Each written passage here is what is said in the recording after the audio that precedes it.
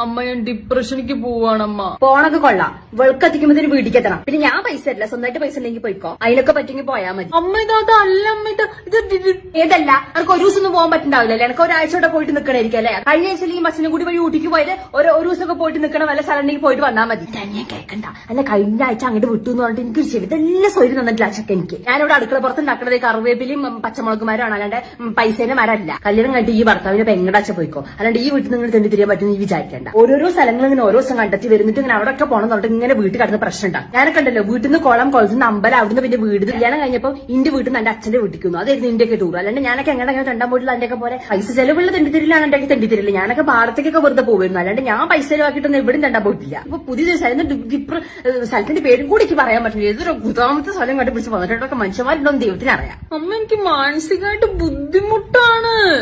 എന്ത് മാനസിക വിഷമം? മാനസിക വിഷമം ഉണ്ടാകുമ്പോൾ തണ്ടാമോ